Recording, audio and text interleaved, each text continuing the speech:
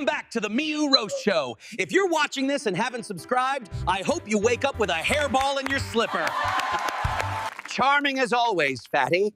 I'm surprised you could see the camera through that cloud of loose fur you call a coat. Rich, coming from a guy whose haircut looks like it's trying to escape his head. You look like a Q-tip that went to art school. This is called volume, Fatty. Something you wouldn't understand because your fur just gives up and falls out.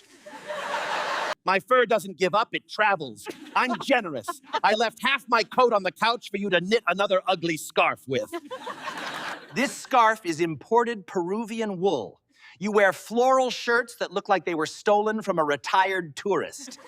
At least I don't spend 4 hours every morning blow-drying my head just to look like a frosted llama. 4 hours is better than your grooming routine, which consists of licking yourself in public until you choke. It's natural hygiene, Alfie, and when I choke, I produce art. You just produce a fire hazard on top of your head. A fire hazard? Fatty, if a stiff breeze blows through here, you'll be bald in 10 seconds. I'd rather be bald than need clearance from air traffic control just to walk through a doorway.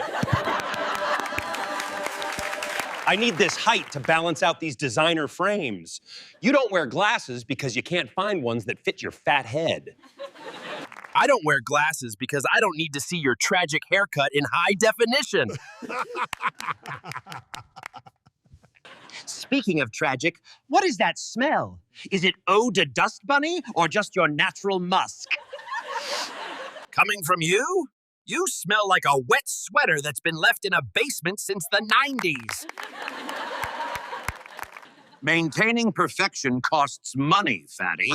My stylist is booked months in advance. Your stylist must be a hedge trimmer. No actual barber would admit to doing that to an animal. At least when I leave a room, I don't leave a crime scene of orange fluff behind me. The janitor hates you. The janitor loves me, I give him job security. You just give people neck strain looking up at that monstrosity. This isn't a monstrosity, it's cashmere-level softness. Your fur feels like cheap carpet underpadding. Cheap carpet? Alfie, people used to shave your ancestors to make actual rugs. Know your history, floor mat. How dare you? We were royalty. You were worshipped by Egyptians who clearly needed glasses. They worshipped us because we are perfect. Nobody ever built a statue of a neurotic sheep with a beehive hairdo. I am not neurotic, I am artistically sensitive. And I don't have a beehive, it's a pompadour. It's a pompadour. It looks like a tumbleweed got stuck on your head and died there. You're just jealous of the volume. If you had this much hair, the static electricity alone would power the studio. If I wanted that much static, I'd rub a balloon on my head, which would still look better than your current situation. It takes structural engineering to hold this up. You don't even own a comb.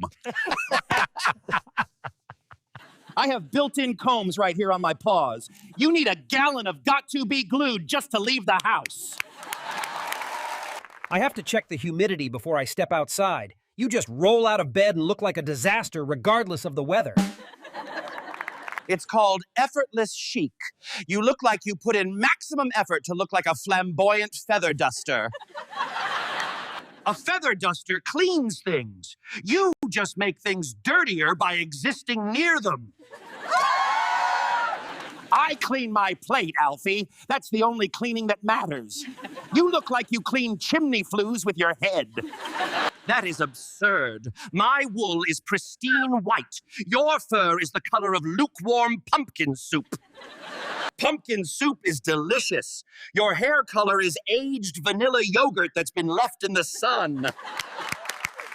At least I have a defined style. You look like a beach ball covered in dryer lint. Everybody loves beach balls. Nobody loves a pretentious camel cousin wearing reading glasses he doesn't need. Do not compare me to a camel. They are lummy and gross. I am sleek and refined. You're lumpy too, Alfie. It's just all concentrated 3 feet above your eyes. You're just mad because if you shaved me, I'd still be slender. If we shaved you, we'd find 3 more cats hiding in the rolls. If we shaved you, Alfie, you'd just look like a frighteningly large plucked chicken with anxiety. Hairball machine. Hipster cotton swab. Shedding nightmare. Walking fire hazard. My hair is my crown. It represents status, height, and beauty. You have nothing. Your hair represents why your species belongs in a petting zoo instead of a fashion show. That was uncalled for. I need my conditioner. Go cry into your imported wool scarf, Q-Tip. The king of shedding wins again. That's all for today. Hit like, pause that subscribe button, and join us next time for another freshly baked roast.